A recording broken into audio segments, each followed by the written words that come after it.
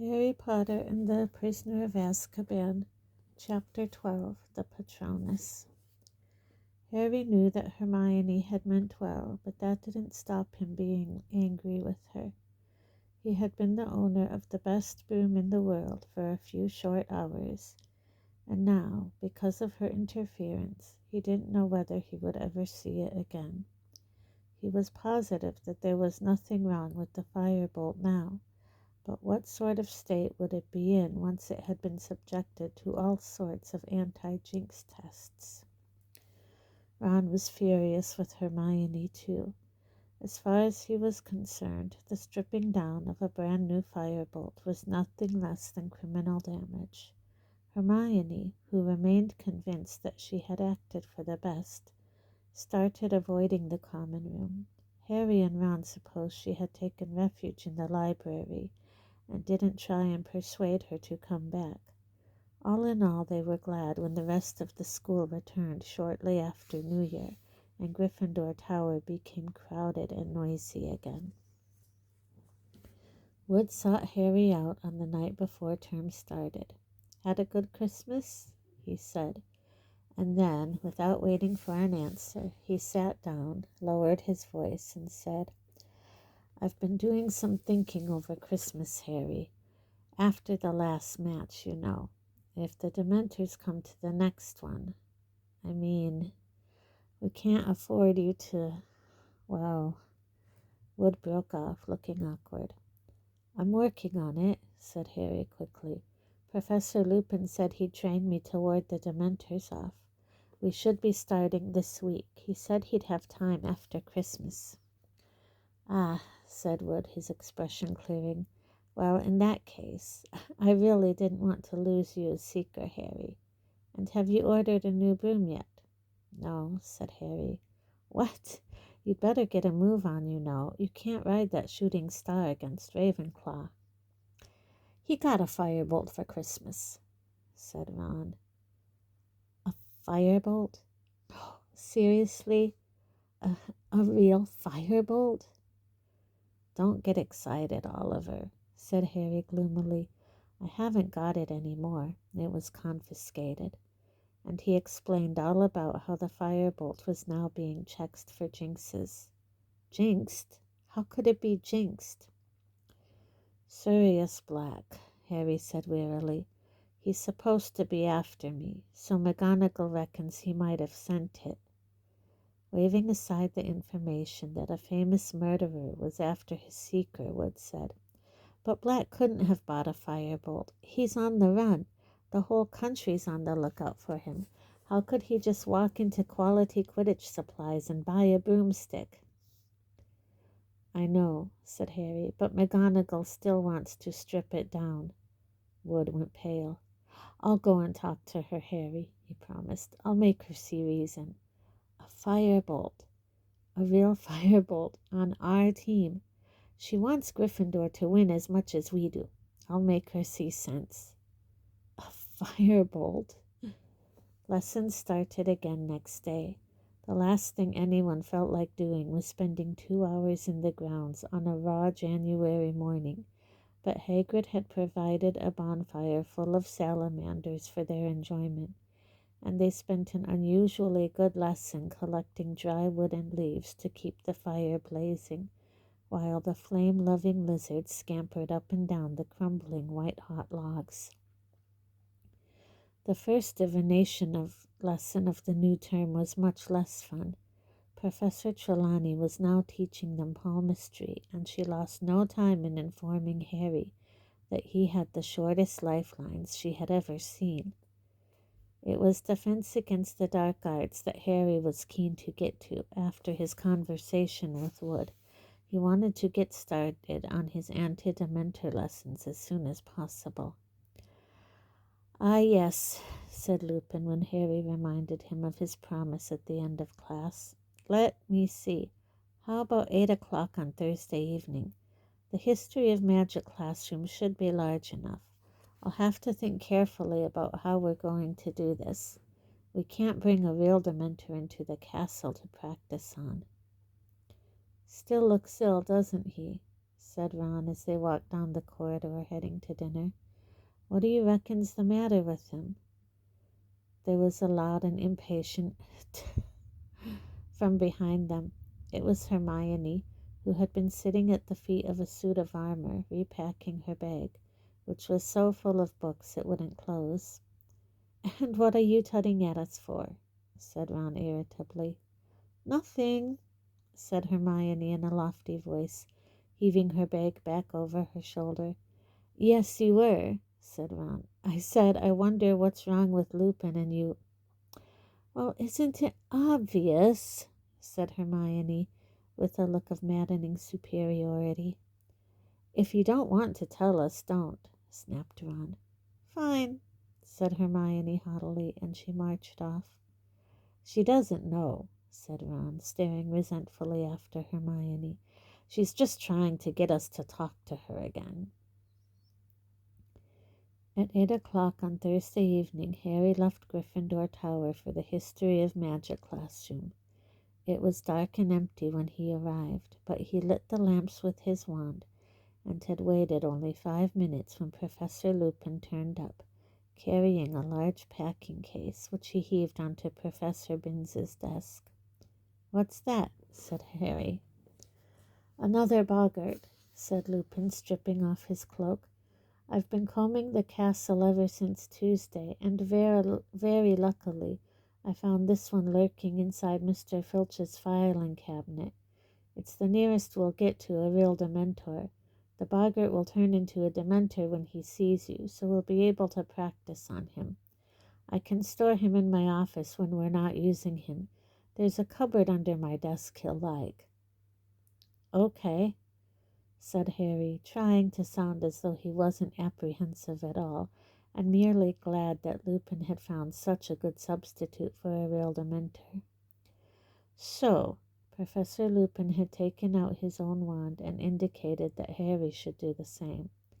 "The spell I'm going to try and teach you is highly advanced magic, Harry, well beyond ordinary wizarding level. It is called the Patronus charm." "How does it work?" said Harry nervously. "Well, when it works correctly, it conjures up a Patronus," said Lupin, "which is a kind of anti-Dementor, a guardian which acts as a shield between you and the Dementor." Harry had a sudden vision of himself crouching behind a Hagrid-sized figure holding a large club. Professor Lupin continued, "The Patronus is a kind of positive force, a projection of the very things that the Dementor feeds upon: hope, happiness, the desire to survive, but it cannot feel despair as real humans can, so the Dementors can't hurt it. But I must warn you, Harry, that the charm might be too advanced for you. Many qualified wizards have difficulty with it." "What does a Patronus look like?" said Harry curiously. "Each one is unique to the wizard who conjures it." "And how do you conjure it?" "With an incantation which will work only if you are concentrating with all your might on a single very happy memory." Harry cast about for a happy memory. Certainly nothing that had happened to him at the Dursleys was going to do. Finally, he settled on the moment when he had first ridden a broomstick. "Right," he said, trying to recall as exactly as possible the wonderful soaring sensation in his stomach. "The incantation is this." Lupin cleared his throat. "Expecto Patronum." "Expecto Patronum," Harry repeated under his breath. "Expecto Patronum." "Concentrating hard on your happy memory?" "Oh, yeah," said Harry, quickly forcing his thoughts back to that first broom ride. "Expecto Patrono... no, Patronum. Sorry. Expecto Patronum, Expecto Patronum." Something whooshed suddenly out of the end of his wand. It looked like a wisp of silvery gas. "Did you see that?" said Harry excitedly. "Something happened." "Very good," said Lupin, smiling. "Right then, ready to try it on a Dementor?" "Yes," said Harry, gripping his wand very tightly and moving into the middle of the deserted classroom. He tried to keep his mind on flying, but something else kept intruding. Any second now he might hear his mother again, but he shouldn't think that, or he would hear her again, and he didn't want to. Or did he? Lupin grasped the lid of the packing case and pulled. A Dementor rose slowly from the box, its hooded face turned towards Harry, one glistening, scabbed hand gripping its cloak. The lamps around the classroom flickered and went out. The Dementor stepped from the box and started to sweep silently towards Harry, drawing a deep, rattling breath. A wave of piercing cold broke over him. "Expecto Patronum!" Harry yelled. "Expecto Patronum! Expecto!" But the classroom and the Dementor were dissolving. Harry was falling again through thick white fog, and his mother's voice was louder than ever, echoing inside his head. "Not Harry! Not Harry, please! I'll do anything!" "Stand aside! Stand aside, girl!" "Harry!" Harry jerked back to life. He was lying flat on his back on the floor. The classroom lamps were alight again. He didn't have to ask what had happened. "Sorry," he muttered, sitting up and feeling cold sweat trickling down behind his glasses. "Are you all right?" said Lupin. "Yes." Harry pulled himself up on one of the desks and leaned against it. "Here." Lupin handed him a chocolate frog.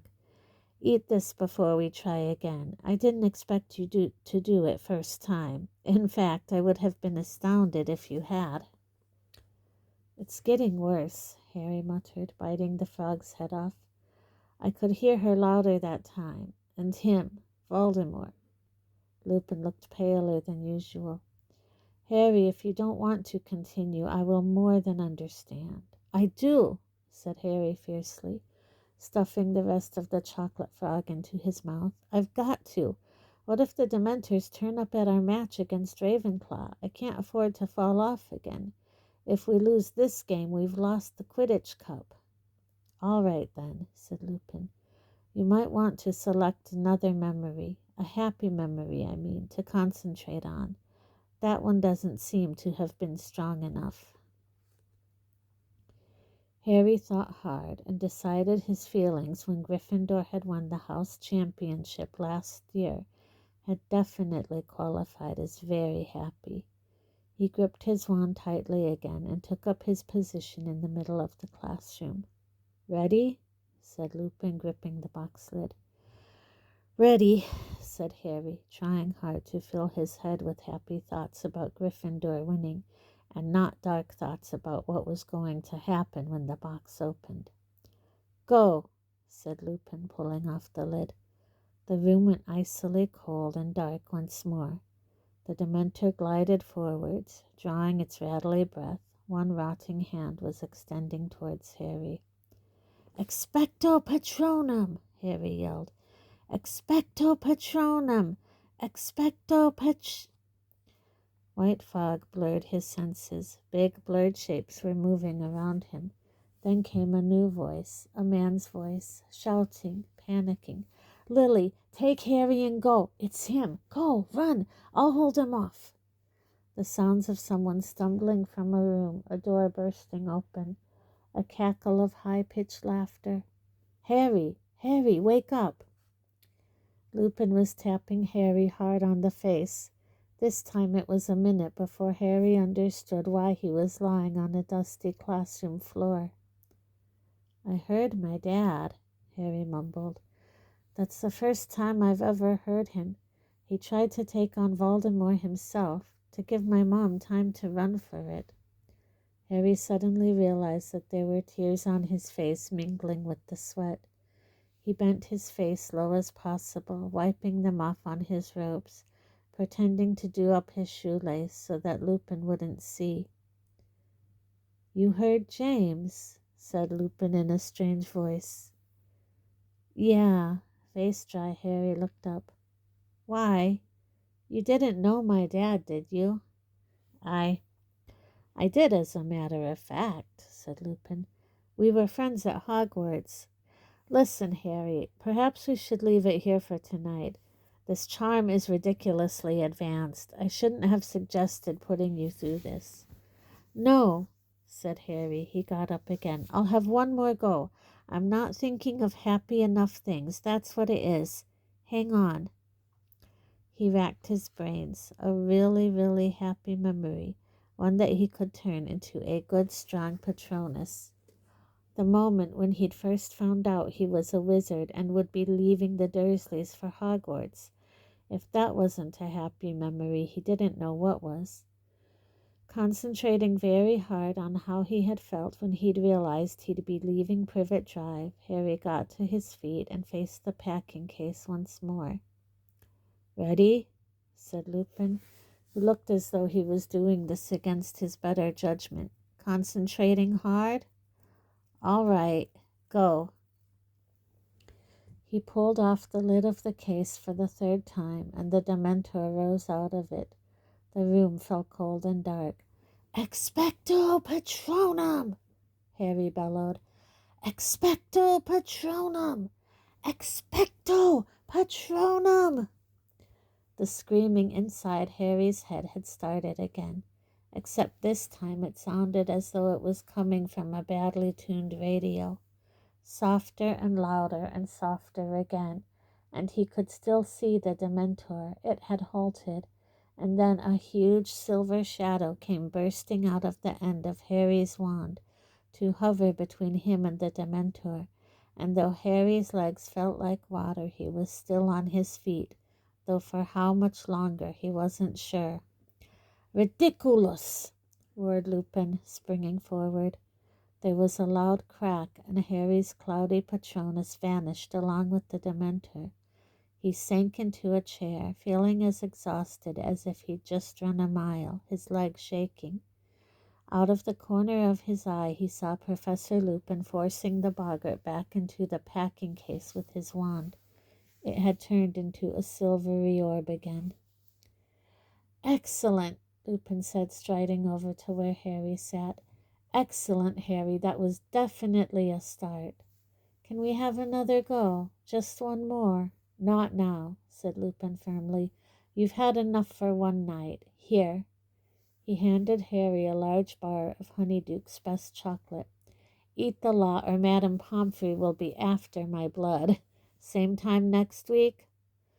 "Okay," said Harry. He took a bite of the chocolate and watched Lupin extinguishing the lamps that had rekindled with the disappearance of the Dementor. A thought had just occurred to him. "Professor Lupin," he said, "if you knew my dad, you must have known Sirius Black as well." Lupin turned very quickly. "What gives you that idea?" he said sharply. "Nothing. I just knew they were friends at Hogwarts, too." Lupin's face relaxed. "Yes, I knew him," he said shortly. "Or I thought I did. You'd better get off, Harry. It's getting late." Harry left the classroom, walked along the corridor and around a corner, then took a detour behind the suit of armor and sank down on its plinth to finish his chocolate, wishing he hadn't mentioned Black, as Lupin was obviously not keen on the subject. Then Harry's thoughts wandered back to his mother and father. He felt drained and strangely empty, even though he was so full of chocolate. Terrible though it was to hear his parents' last moments replayed inside his head, these were the only times Harry had heard their voices since he was a very small child. But he'd never be able to produce a proper Patronus if he half wanted to hear his parents again. "They're dead," he told himself sternly.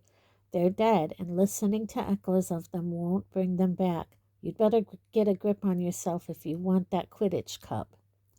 He stood up, crammed the last bit of chocolate into his mouth, and headed back to Gryffindor Tower. Ravenclaw played Slytherin a week after the start of term.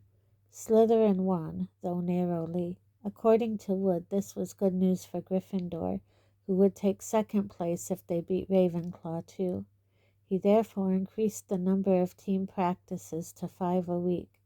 This meant that with Lupin's anti-dementor classes, which in themselves were more draining than 6 Quidditch practices, Harry had just one night a week to do all his homework. Even so, he wasn't showing the strain nearly as much as Hermione, whose immense workload finally seemed to be getting to her. Every night, without fail, Hermione was to be seen in a corner of the common room, several tables spread with books, arithmancy charts, rune dictionaries, diagrams of muggles lifting heavy objects, and file upon file of extensive notes. She barely spoke to anybody and snapped when she was interrupted. "How's she doing it?" Ron muttered to Harry one evening as Harry sat finishing a nasty essay on undetectable poisons for Snape. Harry looked up. Hermione was barely visible behind a tottering pile of books. "Doing what?" "Getting to all her classes," Ron said. "I heard her talking to Professor Vector, that arithmancy witch, this morning. They were going on about yesterday's lesson, but Hermione can't have been there because she was with us in care of magical creatures. And Ernie Macmillan told me she's never missed a Muggle Studies class, but half of them are at the same time as divination, and she's never missed one of them either." Harry didn't have time to fathom the mystery of Hermione's impossible timetable at the moment. He really needed to get on with Snape's essay. 2 seconds later, however, he was interrupted again, this time by Wood. "Bad news, Harry. I've just been to see Professor McGonagall about the firebolt. She, got a bit shirty with me. Told me I got my priorities wrong. Seemed to think I cared more about the winning the cup than I do about you staying alive. Just because I told her I didn't care if it threw you off as long as you caught the snitch on it first." Wood shook his head in disbelief. "Honestly, the way she was yelling at me, you'd think I'd said something terrible. Then I asked her how much longer she was going to keep it." He screwed up his face and imitated Professor McGonagall's severe voice. "As long as necessary, Wood." "I reckon it's time you ordered a new broom, Harry. There's an order form at the back of Which Broomstick. You could get a Nimbus 2001 like Malfoy's got." "I'm not buying anything Malfoy thinks is good," said Harry flatly.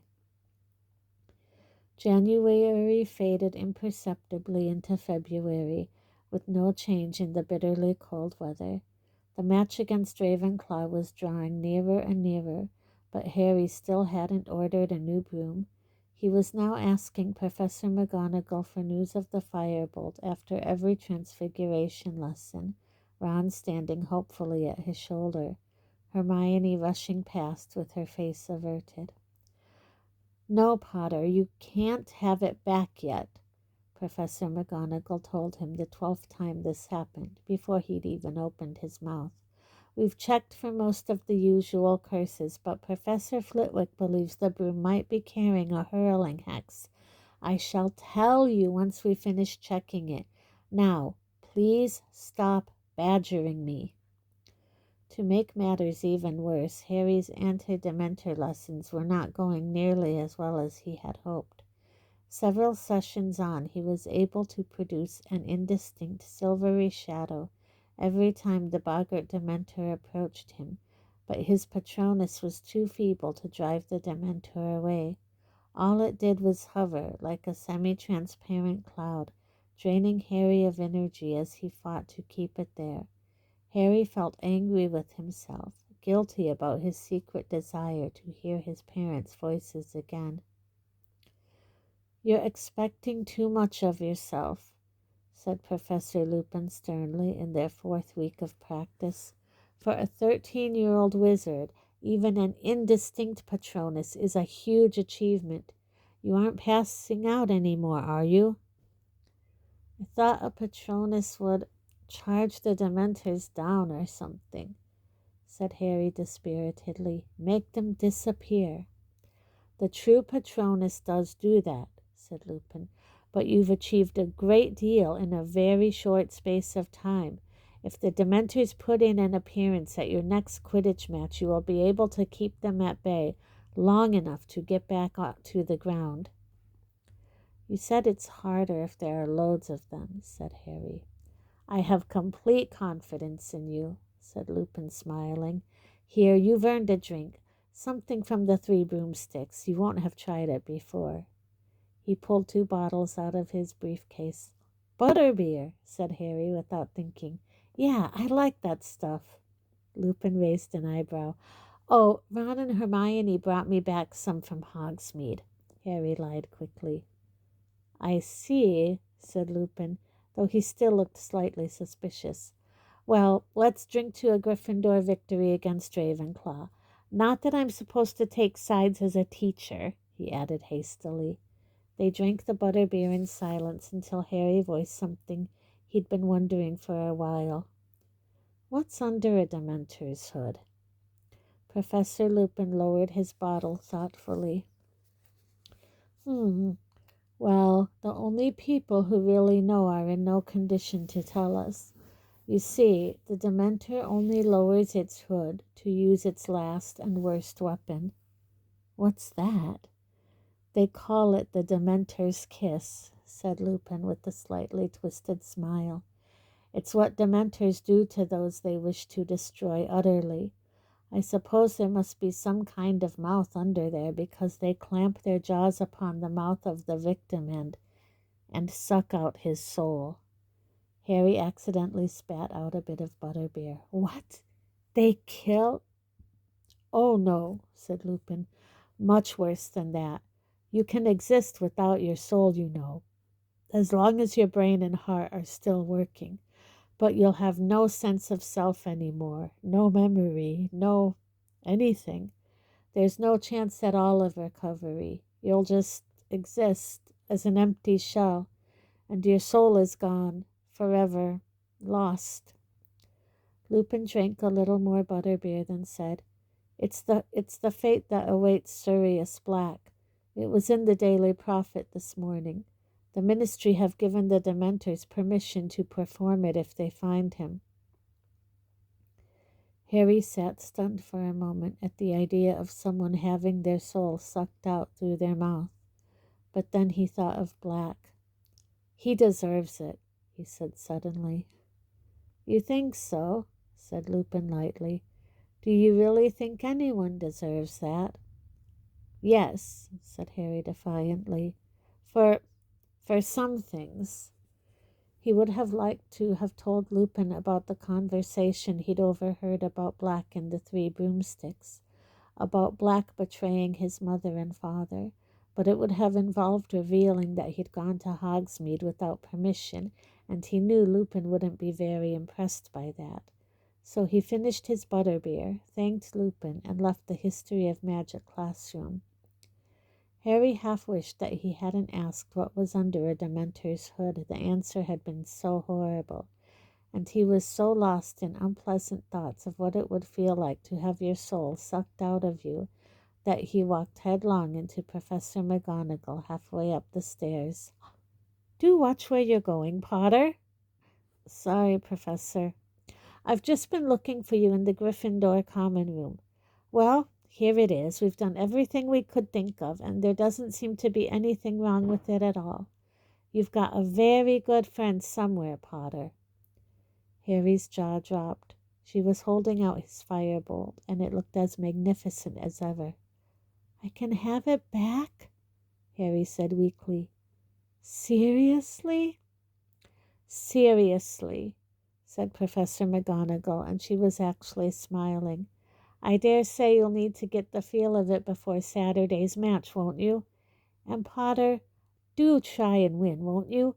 Or we'll be out of the running for the 8th year in a row, as Professor Snape was kind enough to remind me only last night."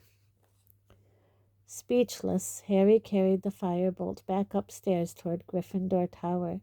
As he turned a corner, he saw Ron dashing towards him, grinning from ear to ear. "She gave it to you? Excellent. Listen, can I have a go on it tomorrow?" "Yeah, anything," said Harry, his heart lighter than it had been in a month. "You know what? We should make it up with Hermione. She was only trying to help. Yeah, all right, said Ron. She's in the common room now, working for a change. They turned into the corridor to Gryffindor Tower and saw Neville Longbottom pleading with Sir Cadogan, who seemed to be refusing him entrance. I wrote them down, Neville was saying tearfully, but I must have dropped them somewhere. A likely tale, roared Sir Cadogan. Then spotting Harry and Ron, Good evening, my fine young yeoman. Come, clap this loon in irons. He is trying to force entry into the chambers within. Oh, shut up, said Ron, as he and Harry drew level with Neville. I've lost the passwords, Neville told them miserably. I made him tell me what passwords he was going to use this week because he keeps changing them, and now I don't know what I've done with them. Odds bodikins, said Harry to Sir Cadogan, who looked extremely disappointed, and reluctantly swung forward to let them into the common room. There was a sudden excited murmur as every head turned, and the next moment Harry was surrounded by people exclaiming over his firebolt. Where'd you get it, Harry? Will you let me have a go? Have you ridden it yet, Harry? Ravenclaw'll have no chance. They're all on clean sweep 7s. Can I just hold it, Harry? After 10 minutes or so, during which the firebolt was passed around and admired from every angle, the crowd dispersed, and Harry and Ron had a clear view of Hermione, the only person who hadn't rushed over to them, bent over her work, and carefully avoiding their eyes. Harry and Ron approached her table, and at last she looked up. I got it back, said Harry, grinning at her and holding up the firebolt. See, Hermione, there wasn't anything wrong with it, said Ron. Well, there might have been, said Hermione. I mean, at least you know now that it's safe. Yeah, I suppose so, said Harry. I'd better put it upstairs. I'll take it, said Ron eagerly. I've got to give Scabbers his rat tonic. He took the firebolt and, holding it as if it were made of glass, carried it away up the boys' staircase. Can I sit down, then? Harry asked Hermione. I suppose so, said Hermione, moving a great stack of parchment off a chair. Harry looked around at the cluttered table, at the long arithmancy essay on which the ink was still glistening, at the even longer Muggle Studies essay, Explain Why Muggles Need Electricity, and at the rune translation Hermione was now poring over. How are you getting to all this stuff? Harry asked her. Oh, well, you know, working hard, said Hermione. Close to, Harry saw that she looked almost as tired as Lupin. Why don't you just drop a couple of subjects? Harry asked, watching her lifting books as she searched for her rune dictionary. I couldn't do that, said Hermione, looking scandalized. Arithmancy looks terrible, said Harry, picking up a very complicated-looking number chart. Oh, no, it's wonderful, said Hermione earnestly. It's my favorite subject.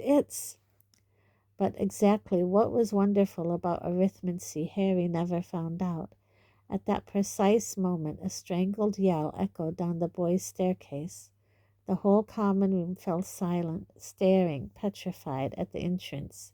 There came hurried footsteps, growing louder and louder, and then Ron came leaping into view, dragging with him a bedsheet.